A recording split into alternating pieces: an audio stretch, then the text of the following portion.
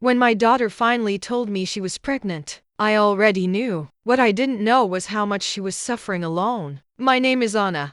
I'm 53 years old. I've been a mother for longer than I can remember myself without that title. And perhaps that's why I've learned to perceive things that aren't said. It wasn't a conscious test at first. It was intuition. She changed slowly. Nothing dramatic. Nothing that would catch the eye of an outsider. But for a mother, it was all noise. The smile grew shorter. The clothes became looser. Tiredness arrived too soon. And above all, silence. Not that comfortable silence of someone at peace. It was a heavy silence, the kind that lingers in the air even when the house is full. I thought about asking. Many times. The words were on the tip of my tongue, but I swallowed them. Not because I didn't want to know, but because I wanted to understand. Because Ash wasn't saying that. Mothers learn early on that some truths are inescapable. They just need space to feel safe. So I observed. I waited. I created simple, pressure-free moments. Coffee on the table. Open-ended questions. Conversations that didn't require answers. And yet, she remained closed off. Sometimes I would see her sitting on the sofa, her hand on her stomach, staring into space. When she realized I had seen her, she would try to hide it. She would change the subject. She would smile too quickly. The people around didn't notice anything. They said it was just a phase, tiredness, age. But I knew it wasn't just that. I remained silent. And that silence hurt me more than it hurt her. Because there is no greater pain for a mother than realizing that her own daughter is carrying something so heavy, alone. At that time, I wasn't expecting a confession. I was expecting trust. And when she finally sat down in front of me, her eyes filled with tears, she took a deep breath and said, "Mom, I need to tell you something." I understood. That silence wasn't empty. It revealed fear, loneliness, and a pain that wasn't about the pregnancy, but about not knowing if she would be accepted. That day, I confirmed something I will never forget. Silence sometimes speaks louder than any words. I always say that my relationship with my daughter was built on silence and care. Not because there was a lack of love, but because, from an early age, I realized that she felt everything more deeply than she showed. When she was little, she was one of those observant children. She wasn't the noisiest, nor the one who drew attention, but she was the one who noticed when someone was sad, even without anyone saying anything. She would come, sit beside them, rest her head, and just stay there, present. I raised her practically alone. Her father was never physically absent, but emotionally, he was always distant. He was a decent, hard-working man, but harsh when it came to feelings. And without realizing it, my daughter learned early on that showing too much affection could lead to conflict, demands, or frustration. I tried to compensate for that with dialogue, affection, and acceptance. But there's a part of a person's development that doesn't depend solely on love. It depends on the environment where they learn to protect themselves. My daughter grew up to be too responsible for her age. She never asked for things. She never complained. She always tried to solve everything on her own. During her adolescence, I could tell when something wasn't right. She would come home quieter, lock herself in her room, and cry in the shower so no one would hear. When I asked if everything was all right, she always answered the same thing.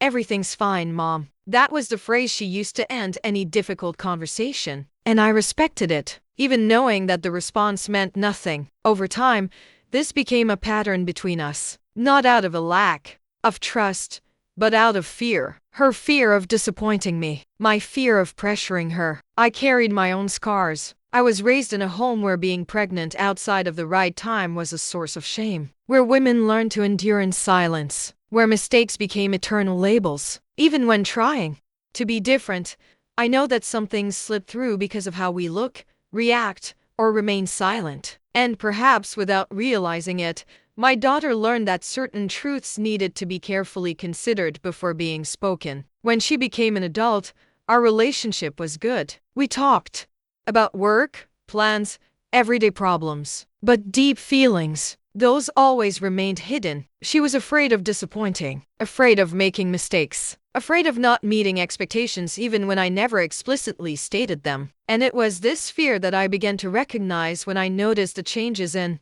Her, it wasn't just physical, it was emotional. She seemed to be carrying an invisible weight, a secret that couldn't fit in her chest, but that she still couldn't find the courage to let out. I saw in her eyes the same look I had in my youth when I had to face decisions that were too big for me to make alone. That look of someone trying to be strong, but just wanting to be supported. That's why I didn't ask. Not at that moment. Because I knew, if I asked too soon, she would answer what she thought I wanted to hear. Not the truth. I needed her to feel safe. Not pressured. Not expected. Not judged. I needed her to trust me. Not as a mother, but as a refuge. And it was there, in that space between what I saw and what she hid, that I understood something painful. My daughter always smiled, but she didn't always feel safe enough to cry. And I needed to change that, even if the way to do it was through silence. Because sometimes loving isn't about asking. It's about waiting for the moment when the other person is finally able to speak. The changes didn't happen all at once. They came quietly, just like my daughter always was when something bothered her. At first, I thought it was just tiredness, too much work, a heavy routine, the normal worries of adult life. She would wake up nauseous some mornings, but said it was anxiety. She would arrive home earlier, go straight to her room, close the door carefully as if she didn't want to bother anyone. Her way of dressing changed. Gradually. Looser clothes, blouses she didn't wear before, dresses that were kept at the back of the closet. Nothing screamed pregnancy, but everything whispered, something's wrong. I could tell by the way she sat at the table. She ate less. She pushed her plate away. Sometimes she would get up too quickly and go to the bathroom, saying she wasn't feeling well. The people around didn't notice anything, and that hurt me more than if they had noticed. She's doing great, they said, always so calm. Your daughter is so strong. Strong. That word has always bothered me, because being strong often means simply learning not to ask for help. I observed everything. The way she held her belly without realizing it. The way she took a deep breath before answering simple questions. The prolonged silence when someone spoke of the future, plans, changes. And I didn't say anything. Not because I didn't want to ask, but because I knew that if I asked, she would withdraw even more. I started doing something I now call an invisible test. Nothing planned, nothing conscious for her. I created spaces. Spaces for conversation without direct questions. Spaces for presence without obligation. I would sit next to her on the sofa and talk about my youth, about mistakes I made, about fears I had, about things I hid when I was younger. I wanted her to understand, without explicitly saying so, that making mistakes doesn't destroy a woman. That disappointment is part of life. That a mother's love doesn't end with difficult news. Sometimes I would casually comment, life is funny. Just when you think you have everything under control, it turns everything upside down. She was listening to me, but she didn't say anything. Other times, I would say, if you ever need me, even if it's for something scary, I'm here. She smiled, that short, restrained smile, and she replied, I know, Mom, but I felt it still wasn't enough. There was something bigger, something too heavy to come off easily. The weeks went by, and the signs became clearer. The smell of coffee began to bother her. She avoided certain foods. She slept more than usual. There was one day when I almost asked. She was sitting at the table, pale, holding her glass with both hands. I opened my mouth and closed it, because I saw in her eyes a fear that didn't need a question. It needed time. I also noticed something even more painful. She was trying hard to appear normal. She laughed when she needed to. She replied to messages. She went out when invited even when she didn't want to. It was as if he were acting out his own life. And that broke my heart. I knew she was carrying something big, but I needed to understand. Wish didn't trust him enough to tell him. Afraid of myself? Afraid of judgment? Afraid of disappointing? Or fear of what that truth would change forever? That's when I decided to remain silent. Not out of inaction, but out of caution. I wanted her to speak when she was ready, not when she was pressured. I wanted the truth to come safely, not ripped away. Inside, I cried alone. At night, lying down, staring at the ceiling. I was thinking, am I making a mistake? Am I being absent? Is my silence hurting more than helping? But every time I imagined forcing that conversation, I felt I would lose something precious, her trust. And I didn't want to be just another person in her life demanding answers when all she needed was support. So I continued watching. Every gesture, every sigh, every silence. Until one day, watching her leave the house, I thought something that hurt. More than any certainty, I don't need to know right now if she's pregnant. I need to know if she feels lonely. And at that moment, I understood that the conflict wasn't the pregnancy. It was the fear she felt of facing it without support. That's why I waited. Because, more than discovering a secret, I needed to find out if my daughter trusted me enough to share her own pain. There was one particular day when I almost broke everything I had decided up to that point. It wasn't a big event. It wasn't a discussion. It was something simple and precisely for that reason, devastating. We were alone in the kitchen. The house was silent. The afternoon was too hot for the time of day. My daughter was sitting at the table, elbows propped up, staring at a fixed point on the wall. The plate in front of her was practically untouched. "Aren't you going to eat?" I asked, trying to sound natural. She took a deep breath before answering. Soon, that response had become standard. "In a little while. Nothing right now. I'm not hungry." I reached over to get a glass from the cupboard, and in that simple movement, I realized something my heart already knew, but my mouth hadn't yet dared to say. When she stood up from the chair, she put her hand to her stomach. It wasn't a conscious gesture. It was instinct. A quick gesture, almost invisible. But I saw it. My whole body reacted before my mind. I felt a tightness in my chest. My legs went heavy. For a second, it seemed like I couldn't breathe. There was the confirmation I had been avoiding facing directly. It was no longer just a suspicion. It was a certainty. My daughter was pregnant, and it wasn't a recent pregnancy. She sat back down, noticed my gaze, and quickly changed her posture, as if she'd been caught doing something wrong. She smiled that short, defensive smile. "Everything's fine, Mom." That sentence hurt more than any revelation, because everything wasn't all right. And we both knew it. At that moment, I almost asked. Almost. The words came right to the tip of their tongues. "Are you pregnant? Why didn't you tell me? What's going on?" But I swallowed it all, because when I looked at her face, I didn't see guilt. I saw fear. A deep fear. Raw. Unprotected. The fear of carrying something too big alone. She looked away and started talking about small things. About work. About an overdue bill. About some silly problem. And I realized that the conversation wasn't about the topic she was bringing up. It was about what she was avoiding. Inside, I was shattered. As a mother, everything inside me screamed to protect her. To tell her that everything would be all right. To assure her that she wouldn't be alone. But I knew with painful clarity. If I had asked her at that moment, she wouldn't have felt welcome. She would have felt cornered. I needed to understand the magnitude of the fear before touching on the secret. That night, I didn't sleep. I lay there, staring at the ceiling, reliving every little sign from the past few months. Everything made sense now. Nausea, tiredness, loose clothing, the profound silence. And along with the certainty came a question that pierced me like a knife. Why doesn't my daughter feel safe telling me? That question was more painful than the pregnancy itself. I went back in time, to my own youth. I remembered how many times I hid things for fear of disappointing others. How many times I smiled when I wanted to cry. How many decisions I made alone because I thought I wouldn't have support. And there, in that early morning, I understood something that both broke me and matured me at the same time.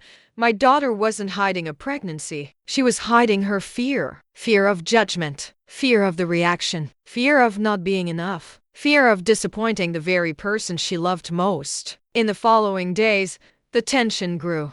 Every gesture she made hurt me and demanded self-control from me. She would feel unwell in the mornings and say it was a virus. She would refuse invitations, saying she was tired. She would change the subject whenever someone mentioned future plans. And I continued in silence. A silence that was not indifference. It was loving vigilance. But there was another moment, an even more difficult one. One afternoon, a relative commented, without malice, "And children, do you plan on having any someday?" My daughter froze. Literally, the glass she was holding trembled. Her smile vanished. I felt the urge to scream, to interrupt, to protect, but I didn't say anything. I observed. She replied with something vague, almost automatic. One day. Who knows? And that's when I saw tears in her eyes. Quick, suppressed. She got up and went to her room. I sat there, heartbroken, trying to convince myself that this silence was still necessary. But it was on that day that I understood something essential. The conflict was not with she was pregnant. The conflict was how long she was carrying it all by herself. I began to realize that it wasn't just about whether or not she would tell me. It was about her allowing herself to be cared for. And that required something I hadn't yet fully guaranteed her: emotional security. So I started changing small things. I didn't ask direct questions, but I made statements. Nothing you tell me will push me away from you. I've lived long enough to know that life doesn't follow perfect plans. I didn't create you to please me. I created you to live with. She listened. Sometimes she cried without realizing it. Sometimes she just changed the subject. But something was happening. The fear was still there, but I was no longer so alone. I also started to notice that the pregnancy was already past its early stages. 3 months, maybe more. Her body showed it. Her exhaustion showed it. Her excessive care with certain movements showed it. And this brought a new kind of pain.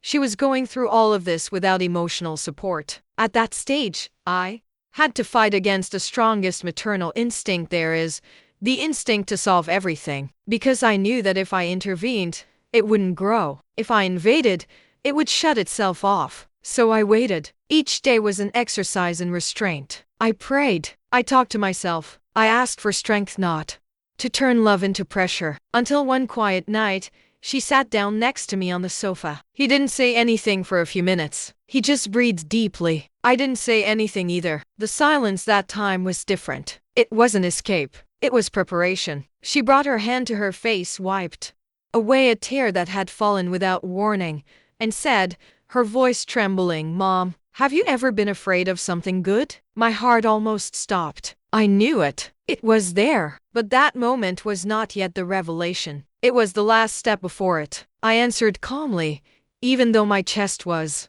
burning. "Yes, many times." She nodded. She looked at the floor. She took another deep breath. And he said nothing more. But at that moment, I understood with absolute clarity.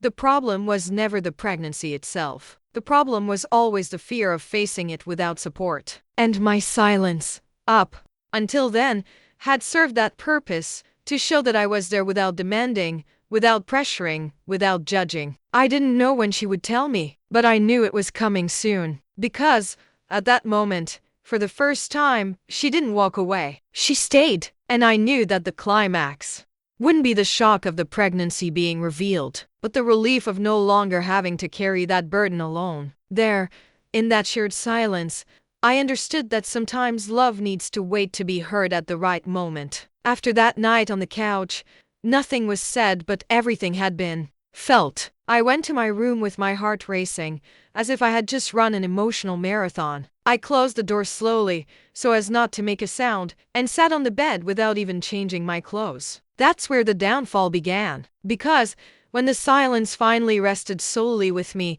the questions I had been avoiding for months finally came. Where did I go wrong? At what point did my daughter learn to hide her pain from me? When did fear start to speak louder than confidence? I always thought I was a present mother. Maybe even too much so. I've always been there for everything.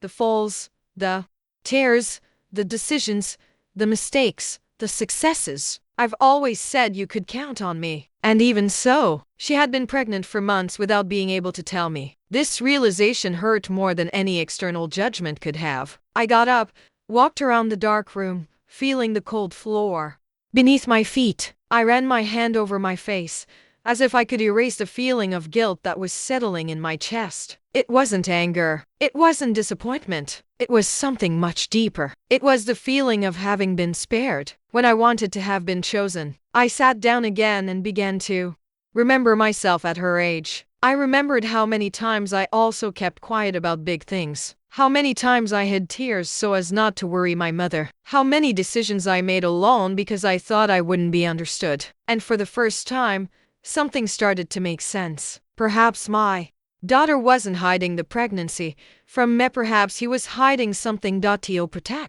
protecting myself, protecting herself, protecting an image she believed she needed to maintain. This realization didn't eliminate the pain, but it changed where it was located. That morning, I cried silently. I didn't cry out of fear of the future. I cried because of the weight my daughter was carrying alone. I cried imagining how many nights she must have spent awake, hand on her belly, thinking about everything that could go wrong. I cried imagining the fear of disappointing her. I cried for not realizing sooner how lonely she was. And amidst those stifled tears, another question arose, an even more difficult one. Could I have unknowingly taught my daughter to hide things? Did I teach you something when I downplayed small pains in the past? When I said it will pass too quickly? When I tried to be strong all the time? That question crushed me, because there's no manual for being a mother. And even when trying to do it right, sometimes we create silences unintentionally. The next day, I woke up feeling different. I didn't say anything about the conversation from the previous night. I didn't change my tone. I didn't ask any questions, but I was more alert than ever. I watched how she moved around the house, how she breathed, how she avoided certain topics. I saw the weariness etched on their shoulders. I saw the effort to appear normal. And every time someone asked, "Is everything all right?" I realized how superficial that question was for what it contained. I myself have asked this question thousands of times in my life. And how many times has it been answered with "everything's fine" that meant nothing? That made me understand something important. Truth is not born from pressure. It is born from security. And at that moment, my daughter still didn't feel safe enough. That didn't mean she didn't trust me. It meant that fear was still stronger. This realization presented me with a difficult decision. Or I would break the silence to relieve me anguish. Or I maintain the silence to protect her time. And I chose to keep waiting. It wasn't easy. Each bout of nausea she experienced was a test of my self-control. Each loose garment was a scream I needed to ignore. Each longer silence tore me apart inside. There were days when I went into the bathroom, closed the door, and cried quietly so I wouldn't be heard. There were days when I almost asked directly. Almost. But something always held me back. I was certain that if I asked too early, the conversation would start off on the wrong foot. It would begin with fear, with defensiveness, with justifications. And I didn't want justifications. I wanted trust. I wanted her to feel supported when she spoke, not trapped. Even so, the guilt wouldn't leave me alone. Guilt for waiting. Guilt for suffering in silence. Guilt for not acting as the world expects a mother to act. One day, a friend of mine told me, without knowing anything about it, if she were my daughter, I would have already gotten the truth out of her. That phrase echoed in my head for hours. Was I being negligent? Was I being too harsh? Would my silence be interpreted as disinterest? These thoughts almost made me give up. But then I remembered my daughter's look that night on the sofa. The way she asked, with fear and hope mixed together, "Have you ever been afraid of something good?" That wasn't resistance. That was a cry for help. And requests for help need to be heard at the pace of the person asking. During that time, I also had to deal with another difficult feeling, the fear of what she was facing alone. Pregnancy isn't just about anticipation. It's about the body changing, hormones, insecurity, plans crumbling and being rebuilt at the same time. And I knew that, even though I was there physically, emotionally she was still alone. That awareness was tearing me apart. But it also made me act differently. I started being more present without being intrusive, keeping her company without asking questions, cooking something she liked and leaving it on the table without comment. Small gestures that said without words, "I am here," and something began to change. She started spending more time near me. She would sit in the same room unnecessarily. Sometimes she would start talking and then stop. I didn't finish the job. I didn't push. I waited. This waiting was painful, but it was a conscious decision. Until one night, after a difficult day for her, I saw her come home with swollen eyes. It wasn't recent crying. It was suppressed crying. She looked at me, opened her mouth as if to say something, and then gave up. At that moment, my heart almost couldn't take it. I meant to say, "You can speak. I know. There's no need to be afraid." But I didn't say that, because I realized she wasn't ready to say everything yet. but she was getting close, and I needed to respect that process. That night, alone in my room, I accepted something very difficult. Perhaps my daughter was suffering not because I failed, but because growing up hurts. And perhaps my role, at that moment, was not to solve the problem but to support it. To endure the silence, to endure the waiting, to endure the pain without turning it into a demand. That's when I understood that this phase wasn't just a downfall for her, it was a downfall for me too. The downfall of the mother who solves everything. The fall of the certainty of control. The fall of the illusion that love always knows what to do. But along with that fall came something new. The maturity to understand that loving also means enduring one's own anguish. And I held on. I held back every question, every impulse, every tear, because I needed the truth. But I needed it to come without fear. Even if it cost me sleepless nights, even if it hurt, I was ready to listen. I just needed her to feel ready to speak. The revelation did not come at a planned time. There was no announcement. There was no preparation. It came to light in the way that the deepest truths often do, when the body can no longer bear the silence. It was late afternoon. The house was too quiet. The kind of silence that doesn't rest, it weighs you down. I was in the kitchen, stirring something on the stove without paying attention to what I was doing, when I felt her presence behind me. I didn't need to look to know. Mothers know. She stood there for a few seconds without saying anything, just long enough for me to sense that something was about to happen. "Mom," she said, her voice different. It wasn't crying yet. It was something before crying. I turned off the stove slowly. I turned to face her, and I waited. I didn't ask what. I didn't ask if everything was all right. I just waited. She sat at the table, rested her elbows on it, brought her hands to her face, and stayed there, breathing deeply, like someone gathering courage to jump from a high place. "I need to tell you something," she said, almost in a whisper. At that moment, everything inside me tightened. Even hearing it still hurt. I sat across from her. I didn't touch her. I didn't interrupt. "I'm very scared," she continued. "Scared of your reaction. Scared of disappointing you. Scared of not being able to handle it." When she lifted her face, her eyes were already brimming with tears. And there was no guilt there. There was exhaustion. "I'm pregnant." "Mom!" The words fell upon us like something heavy, even though it was expected. For a second, the world went silent. Not because I didn't know what to say, but because I had to choose what to say. She started talking fast, stumbling over her sentences, as if she needed to justify herself before I had time to react. "I know it's not the right time. I know you're going to think a lot of things. I tried to solve it on my own. I tried to be strong, but I can't." She stopped, placed her hand on her stomach, as if apologizing to someone invisible. "It's been 3 months already," she said, crying. 3 months pretending everything was normal. There, my heart broke in silence. Not because of the pregnancy itself, but because of the burden she carried alone for so long. I took a deep breath. I held back my own tears. And then I spoke. "I know." She looked at me, startled. "What do you mean, you know?" I reached my hand across the table. She hesitated for a second,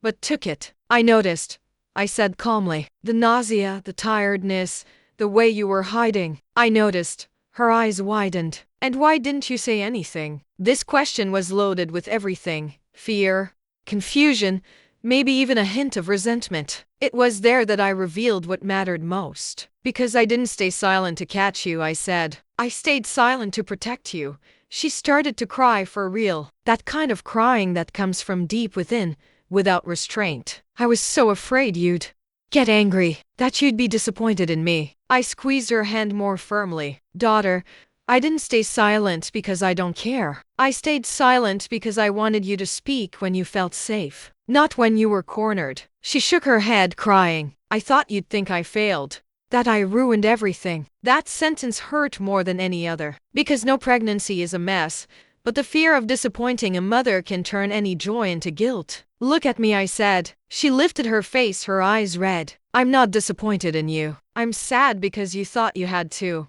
Suffer alone? She put her hand to her chest, as if that had broken something inside. I was afraid of losing you. That's when I couldn't take it anymore. I got up from my chair and hugged her. It wasn't a restrained hug. It was a hug of someone holding on tight so as not to let her fall. She clung to me like a little child. She cried on my shoulder like she hadn't cried since she was a little girl. I'm here, I said, repeating it several times. I'm here. Her crying gradually subsided, giving way to heavy, tired breathing. When we let go, she still seemed fragile, but something had changed. The weight was no longer solely on her. I thought that if I spoke, you would pressure me. She confessed. I didn't know how to explain, or even what I was feeling. And you didn't need to know, I replied. You just needed to know that you wouldn't be alone. She remained silent for a few seconds, caressing her own belly, now without hiding it. I wish I had spoken up sooner, she said softly. You spoke in your own time, I replied. And that's what matters. There, in that simple moment, without shouting, without accusations, without sermons, something was rebuilt between us. It wasn't just a conversation about pregnancy. It was a conversation about trust, about fear, about acceptance. I understood that the silence I maintained was not in vain. He didn't push them away, he prepared the ground. And she understood that she didn't need to carry the weight of the world alone to deserve love. We stayed there for a while, speaking little. Sometimes silence can be soothing too. Before going to sleep, she hugged me again. Thank you for not pressuring me, she said. Thank you for waiting. I smiled, even with tears in my eyes. Sometimes, daughter, I said, love needs to wait to be heard. That night, I slept differently. Not because everything was resolved, but because, for the first time in months, the truth was out of the shadows. And that in itself was already liberating. After that conversation, nothing magically changed. And perhaps that was the most honest part of it all. The pregnancy continued. The fears too. The questions about the future hadn't disappeared. But something essential had changed.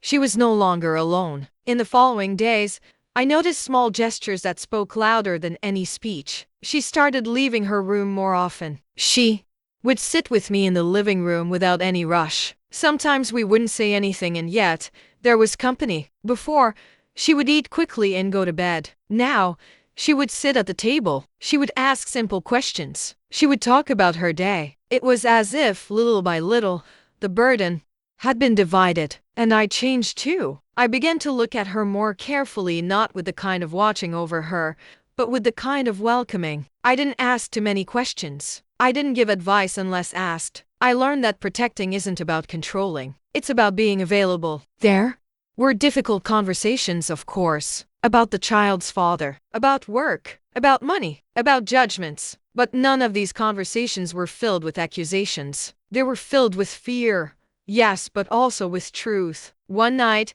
she told me something that stuck with me. Mom, I thought I needed to be ready to talk, but I just needed to feel safe. That hit me hard, because I realized that often, children don't hide things because of a lack of love. They hide them because they're afraid of losing what they love most. Over time, I watched my daughter recover something that had been broken long ago, the confidence to be herself, even when she doesn't have all the answers. She started talking more about her feelings, admitting when she was tired, saying when she was scared, and I made it clear, in every gesture, that she would not be judged there. Gradually, she also began to touch her belly more, not as someone carrying a burden, but as someone beginning to accept a reality. One day, she called me over to sit next to her on the bed. Can you feel it? He asked, placing my hand there. At that moment, I understood that something profound had changed. It wasn't just about a baby. It was about bonding. It was about her knowing that she could share her life with me, including the imperfect parts. People around started to notice the change. You two are closer now, someone commented. And we really were. Not because I watched, not because I pressured, but because I waited. I learned, in that process, that silence can also be a place of love when it comes not from fear, but from respect. And she learned that speaking up doesn't have to be an act of solitary courage, it can be a gesture of confidence. Today, when I think about all of this, I know that initial silence wasn't omission. It was space. Space for her to choose when to speak. Space for the truth to come out undefended. Space for love not to feel like a demand. Our relationship didn't go back to how it was before. It became more real, less idealized, more human. And that is liberating. Because I didn't need to be the perfect mother. And she didn't need to be the strong daughter all the time. We just needed to be honest with each other. Sometimes love doesn't need immediate words. It needs time. And in that silence that so many might judge, we found understanding. Today, when I look at my daughter, I know I made the right choice. Not because she remained silent, but because she was present. Because, in the end, the silence that comforts can be more powerful than 1,000 questions. And that's how, without realizing it, we both set ourselves free. Today, when I think about everything I experienced with my daughter during that period, I understand something that took me many years to learn. Not all silence is abandonment. Some silences are signs of care. We live in a world that demands quick answers, immediate explanations, and ready reactions. But the human heart doesn't work at that pace. Sometimes a person doesn't stay silent because they lack trust. They stay silent because they are still trying to understand their own pain. I could have pressed harder. I could have asked direct questions. I could have demanded the truth sooner rather than later. Perhaps I would have had the answer sooner, but I would have lost something far more valuable: trust. When someone carries something too heavy inside, what that person needs most is not judgment. It's security, confidence to speak without fear, confidence to cry without shame, confidence to make mistakes without being discarded. Many mothers, many fathers, many children live with silent conflicts like this. A hidden secret, an unspoken pain, a fear that grows in the dark. And almost always, the problem isn't what was hidden. It's the fear of the reaction when the truth comes out. I learned that listening begins long before words. It begins with eye contact, with posture, with the way of being present without intruding. I learned that love isn't about extracting truths. It's about creating a place where they can land. If I had turned my silence into a demand, my daughter might have spoken, but she would have spoken out of fear, defensively, guilty. And I didn't want a confession. I wanted a connection. Today, when I see my daughter more confident, more open, more genuine, I know that the wait was worth it. Not because it was easy, but because it was honest. Not all silence is a demand. Not all silence is indifference. Sometimes it's a hug that hasn't yet found the words. If you're a mother, father, daughter, or son, if there is something that someone close to you hasn't yet been able to say, perhaps the question isn't, why don't you speak? Perhaps it's, what can I do to make you feel safe to talk? And if you're the one keeping something to yourself, know this: speaking up doesn't have to be a solitary act of courage. It could be a gesture of shared love. Sometimes all that's missing is someone willing to listen without correcting, without accusing, without jumping to conclusions. Silence, when born of love, does not distance. It prepares. Prepare the ground so that the truth doesn't hurt more than necessary. If this story touched you in any way, I invite you to reflect. Have you ever hidden something for fear of disappointing someone you love? Or have you ever stayed silent hoping someone would trust you? If you'd like, share it in the comments. Your story could help someone else who is still unable to speak. Like and follow the channel. Here, we don't force confessions. We respect the timing of the heart. Because some truths can only be born when they find acceptance.